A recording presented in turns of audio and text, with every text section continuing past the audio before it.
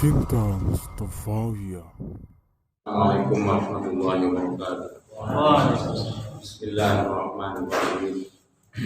Alhamdulillahi rabbil alamin. Wa bihi nasta'in ala umuri dunya waddin. Wassalatu wassalamu ala asyrafil anbiya'i wal mursalin wa ala alihi wa ashabihi ajma'in. Amma ba'du. Syukur alhamdulillah kita ucapkan kepada Allah Subhanahu wa taala yang memberikan kepada kita umur yang panjang sehingga kita pada hari ini memasuki Jumadil Awal. Sudah berapa Jumadil Awal? Rabu, Kamis, Jumat, Sabtu, Ahad, Senin, Selasa, Rabu, Kamis, Jumat, 10 Jumadil Awal. Kemudian Allah memberikan kepada kita kesehatan, kelapangan waktu dan pikiran, istimewa hidayah dan petunjuk, sehingga kita dapat berkumpul sekali dua pertemuan di tempat ini dalam rangka tukar pikiran, pengajian dan sebagainya. Salawat dan salam kepada besar Muhammad sallallahu alaihi wasallam. Yang bagus itu membiasakan kebenaran. Jangan pula membenarkan kebiasaan. Yang bagus itu membiasakan kebenaran. Masa Rasulullah,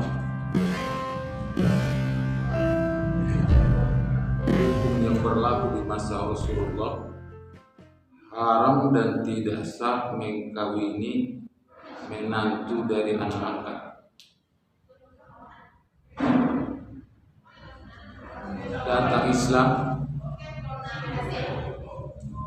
yang haram itu menikahi menantu dari anak kandung. Bukan hukum yang berlaku di masa jahiliyah menantu dari anak angkat.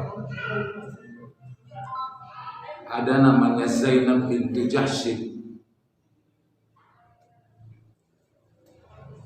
anak bunde bobi Rasulullah, anak tante Rasulullah, yang semenjak kecil sampai gadis dan dewasa biasa datang ke rumah Nabi.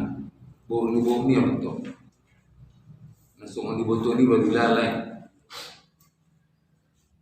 Itu dikawinkan Nabi kepada anak angkatnya yang bernama Zaid bin Harisah. Tapi Zaid bin Harisah merasa lebih hebat dia dari Zainab binti Jahsy, merasa hebat, dia merasa lebih mulia, merasa lebih terpandang dari suaminya. Maka agak kurang bagus rumah tangganya. Allah ingin merubah hukum yang berlaku di masa jahiliyah, kebiasaan, tapi tidak kebenaran. Maka Allah memerintahkan Nabi kita menikahi Zainab. Padahal Zainab ini masih istri Zaid bin Harisah. Di waktu Nabi berpapasan dengan Zainab beserta suaminya, Nabi mengucapkan subhanallah, kok bisa terjadi istri orang yang masih istri orang dikawinkan sama saya. Itu sebabnya Nabi mengucapkan subhanallah. Datang orientalis dan Islamologi memfitnah Nabi, mengatakan Nabi tertarik kepada istri orang, sehingga dia kagum mengucapkan subhanallah. Kalau sampai Nabi Muhammad tertarik kepada istri orang, bagaimana umatnya? Apalagi kita. Itu tuduhan fitnah mereka. Padahal Nabi mengucapkan subhanallah, kok bisa ayat sudah turun menikahkan Zainab kepada saya, padahal belum diceraikan Zainab. Maka akhirnya Zaid menceraikan. Sehabis iddah langsung zawwajanakaha falamma qada Zaidun minha wa tara.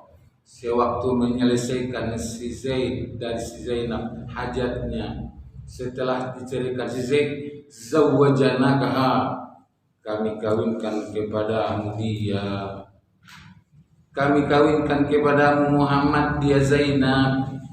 Maka Zainab yang dikawinkan itu yang sesuai dengan ayat. Tapi sebagian daerah di Indonesia, di Sumatera Timur, di Jambi, di Sumatera Barat, laki-laki yang dikawinkan.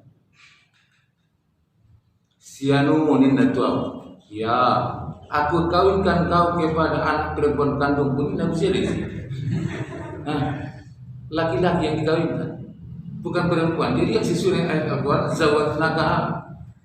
Tapi jangan sampai kita mengatakan yang mereka laksanakan tidak sah.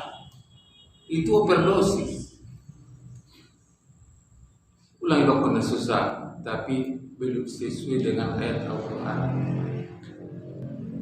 Maka sampai-sampai Hamka membuat buku karangannya, Tenggelamnya Karvel van der Wijk. Tujuannya termasuk kritik konstruktif terhadap budaya yang kurang sejalan dengan yang sebenarnya. Tuduhan Islamologi atau orientalis, Nabi Muhammad itu kagum, tertarik melihat istri orang sambil mengucapkan subhanallah. Tentu kita tidak jawab dari Al-Quran dan hadis, tidak akan mereka terima itu. Jawaban kita tidak logis. Nabi Muhammad tertarik kepada Zainab setelah istri orang, sedangkan di masa gadisnya tidak tertarik beliau. Dan dalam pandangan hukum sebenarnya makruh mengkawini bornibau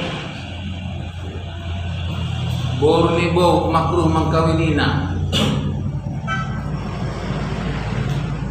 Tapi karena Nabi ingin membatalkan kebiasaan yang ada, maka itu namanya bayanan lil hukmi, tidak makruh bagi Nabi mengkawini anak bau-baunya, karena tujuan membatalkan hukum yang berlaku di masa jahiliyah.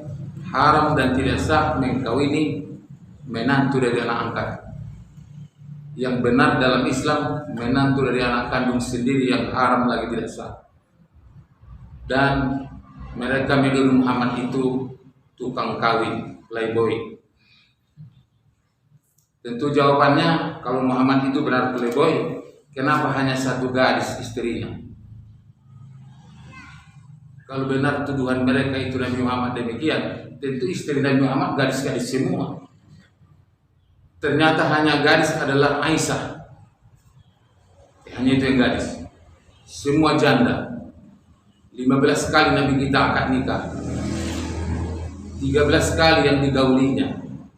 2 diceraikan.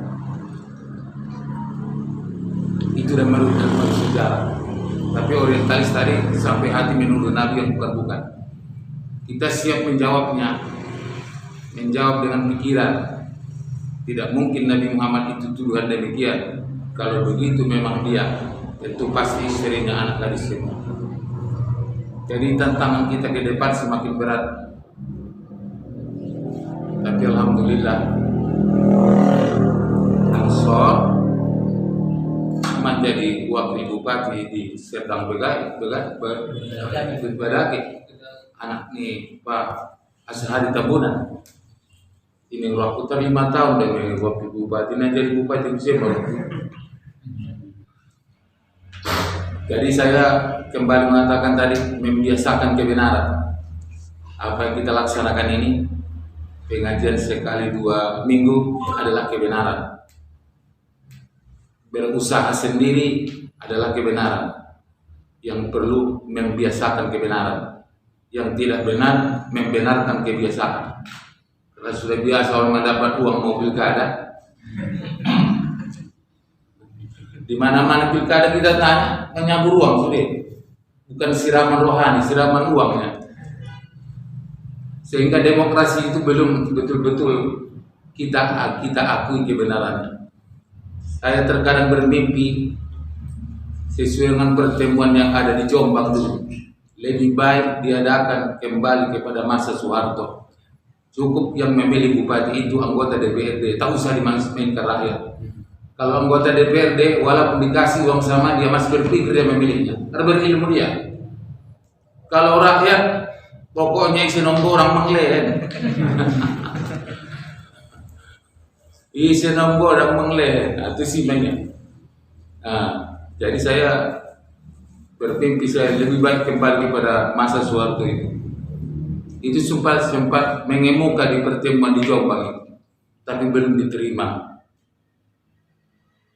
Masih banyak yang belum menerima, masih banyak. Anak perlu dilakukan itu. Jadi yang benar kembali kita tadi membiasakan kebenaran. Apa yang kita laksanakan kebenaran lagi. Suka menolong orang kebenaran. Suka mengadakan pengajian kebenaran. Yang perlu biasakanlah kebenaran. Sehingga kebenaran jadi ada. Kalau sudah biasa tak berat lagi. Allah bisa karena biasa. Siapa bilang tidak berat bangun tengah malam? Siapa bilang tidak enak tidur di waktu subuh? Tapi Nabi mengatakan pembagian rezeki umatku itu, umat manusia itu antara terbit fajar dengan terbit matahari. Tarsajom siapa ropa do permainan ini. Siapa pembagian rezeki? Nah, dibagilah rezeki manusia semua ini. Sehingga Nabi kita mau pulang dia ke masjid, mau pulang dia dari masjid ke rumah, singgah dia di rumah Fatimah. Boleh-boleh Fatimah dibanguninnya dengan kaki. Fatimah bangun, saksikan pembagian rezeki dari Tuhan. Saksikan pembagian rezeki Tuhan. Maka Islam tidak membolehkan tidur di waktu terbit fajar. Siapa mengatakan tidak berat itu? Tapi dibiasakan. Allah bisa karena biasa. Kalau sudah biasa tidak berat lagi. Jadi kalau ada umat Islam yang hidupnya morat-marit payah, coba diperiksa dulu cara bangunnya. Jangan-jangan selalu terlambat dia bangun. Memerbagi alam baru ya. Event pengumuman kepala desa pengumuman akan diadakan pembagian BLT atau bansos. Ini ada penama dana negara. Sembako. 9 bahan pokok, tapi tak pernah 9 yang datang. Terkadang ada timbako. 3 macam yang datang. Kalau satu macam tidak dapat kita dongkar tilapon itu ada mah. Dibangunin Nabi dengan kakinya Fatimah. Bangun kau Fatimah, berdiri kau. Saksikan pembagian rezeki dari Tuhan.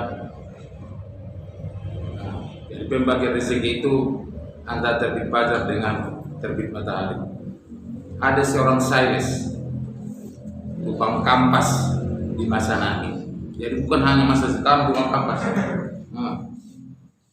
Dia berangkat dari Madinah, dari tokonya sebelum terbit matahari. Semakin kaya raya dia. Jadi di ibu kota Mandai Natal Penyambungan masih diperlukan toko-toko yang cepat berbuka. Ulah pernah sebar buku dia. Sama ngaji Quran saja dibalas siwai. Padahal disuruh dia agama itu mau cepat ke sawah, ke kebun, mengajar, jangan kena matahari jalan. Cepat disuruh dia agama. Dipraktekkan Nabi, doa Nabi. Allahumma barik ummati fi bukuriha. Ya Allah, berilah keberkatan kepada umatku di waktu pagi. Satu lagi, barakallahu ummati fi bukuriha. Semoga Allah memberkati umatku di waktu pagi. Perkawinan buat pagi. Jumat pagi.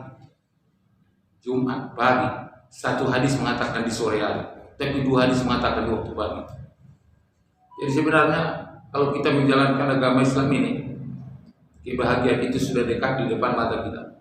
Tapi karena kita meninggalkan agama ini, yakin Nabi betuala. Kok banyak terjadi pernikahan dari Sabtu? Hari Yahudi betul hari Minggu, hari Kristen, hari besar Kristen. Kenapa kita meninggalkan yang disuruh agama kita?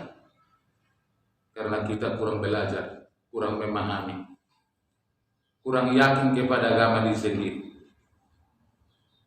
Jadi penggunaan kita diskusi muzakkar sekadua poken, mana yang kurang tepat, mana yang kurang beres kita laksanakan, kita bereskan supaya dapat kebahagiaan dunia akhirat. Itu tadi sahabat tukang kampas tadi termasuk orang yang paling kaya di Madinah karena dia berusaha sebelum terbit matahari. Sedangkan Khadijah 2/3 kota Makkah dia punya. Iya betul Khadijah tidak. Kota Makkah ibu kota provinsi deh. Udah 2/3 penyambungan deh. 2/3 ibu kota provinsi milik daripada Khadijah. Habis disumbangkan kepada agama memperjuangkan Islam. Habis sehingga di masa menyusukan Fatimah sampai-sampai bercampur darah susunya. Panempel bajunya 83. Ada saya dalam sejarah itu 83. Pandungkapnya. Ibasa ada pindah berdungkap. Mudah-mudahan alhamdulillah. Saya menangis saya melihat merek di Madinah. Apa merek di Madinah? Tabo 700 km. Aduh. 700 km di jalan dengan berjalan kaki. Nabi Muhammad dengan sahabat demi membela Islam 700 km jalan kaki. Di musim paceklik sebiji tamar untuk makanan 2 orang. Di musim yang sangat kemarau panjang minuman mereka keringat daripada unta, keringat unta minuman. Begitu mereka menyiarkan Islam itu. Jadi saya menangis melihat mereka itu tahu 700 km. 18 hari peperangan di sana. Sampai apa di tafsir itu? Wa yastahzi'unaka wal Qur'an. Mereka orang munafik mengejek kaum Muhammad sekaligus mengejek Al-Qur'an. Dan Khadijah di waktu mau meninggal, malu dia membilang kepada suaminya yang tak ada kain kafan. Fatimah, kalau saya meninggal, bilang sama ayah, baju jubahnya dan serbannya itulah jadi kain kafan saya. Tapi waktu dia meninggal, datang Jibril membawa 5 helai kain kafan dari surga untuk kafan Nabi Muhammad, kain kafan Khadijah, kain kafan Fatimah, kain kafan Hasan. Ini. Jadi mereka banyak menderita dalam memperjuangkan Islam. Kita nong sorang doa. Bagasi Nabi kalau masuk ke rumah Nabi sampai tangan kita rumahnya. Nomor 3 betul. Nanti juga. Sampai tangan Nabi. Sampai. Itu ruangan makan Nabi, di situ ruangan menerima tamu, di situ ruangan tidur Nabi. Bayangkan kalau sekarang kuburan Rasulullah itulah rumah Aisyah. Itulah rumah Aisyah. Berapa kuburan di sana? Kuburan Rasulullah, kuburan Abu Bakar, kuburan Sayyidina Umar. Satu kapling lagi kuburan di situ. Untuk tempat satu lagi. Dalam hadis walaupun tidak kuat hadisnya, itu bakal kuburan Nabi Isa alaihissalam. Tahu perkuburan manusia yang muat. Itulah rumah Aisyah. Itulah rumah Aisyah. Jadi pada satu waktu istri Nabi komplain ingin lebih disenangkan Rasulullah, ingin mendapat kesenangan karena istri-istri raja, istri-istri kaisar semua senang-senang. Istri Nabi begitu sangat sederhana, maka mereka meminta kepada Nabi diberikan kesenangan.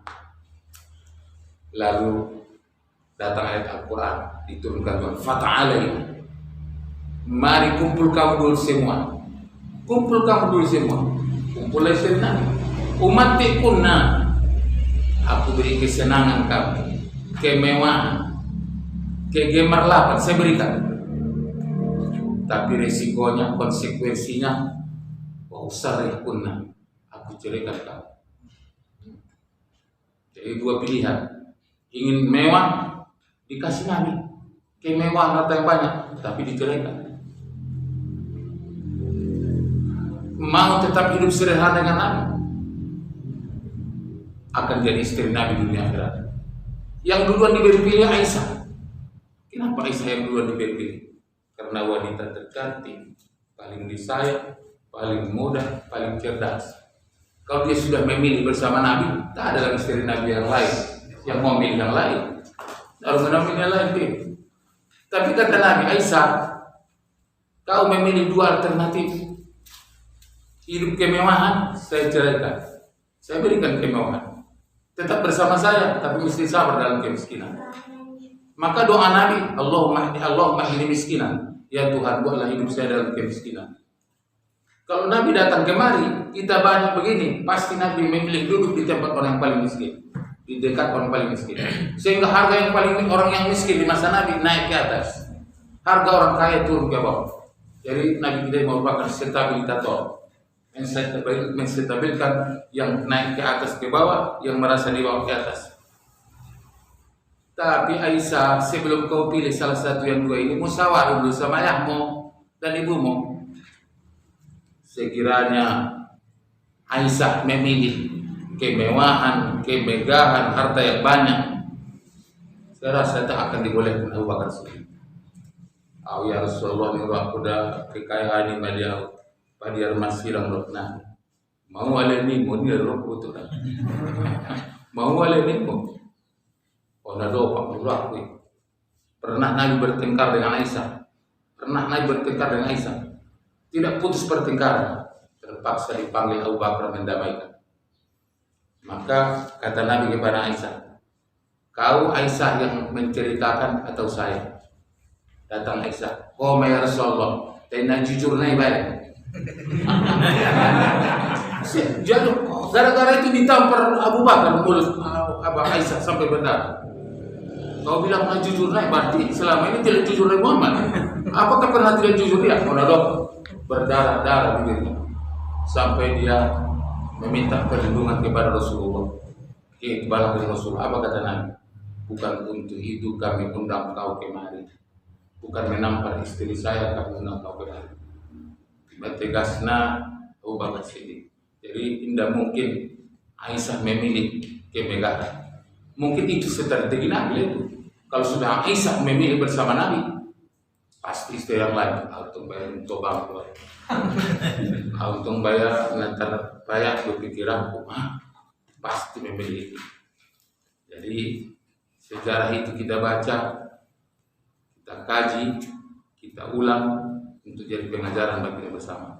Jadi dalam pertemuan ini satu harapan saya, kita gerakkan masyarakat kita cepat bangun pagi, cepat bangun pagi supaya cepat berusaha. Anggo kayo walau kita tidak mau masuk on bebe. Putar geram.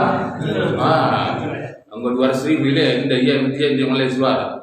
Pernah terpak kamu baru sih. Jadi tak perlu ada kok hidup dari lumayan ngolong di masyarakat tahun dengan cara cepat berusaha, cepat tu sabar, cepat tu kobun, cepat mengajar, maju pendidikan, maju pertanian dan sebagainya. Rasulullah itu cepat tidur. Cepat tidur. Itu dulu.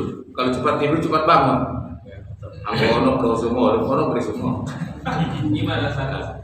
Jadi cepat tidur. Karena amalan Nabi supaya dia manusia paling sehat ada 5. Cepat tidur. Habis sholat isya tidak banyak pekerjaan yang lain-lain, tidur. Cepat bangun. Nasihat Nabi sebelum terbit fajar bangun. Inna Qur'an al-fajr kana mashhuda. Baca Quran di waktu fajar itu disaksikan malaikat. Yang ketiga, amalan Nabi makan setelah lapar. Makan setelah lapar, sehingga dokter spesialis yang diberikan Raja Muqawqis dari Amerika disuruh pulang. Mulak mau, amin sehat-sehat besok. Imam tuamuan dia mau mengobati besok sehat-sehat tuh. Karena kami adalah kaum yang makan setelah lapar. Berhenti makan sebelum kenyang. Berhenti makan sebelum kenyang. Iba mah butong tambu deh. Apalagi napere, apa dia kita. Penyakit damai. Wadabare kalian minta. Paling mana apa saja yang menyusahkan dirimu, kerjakan sholat tahajud, sholat hajat, adukan kepada Allah.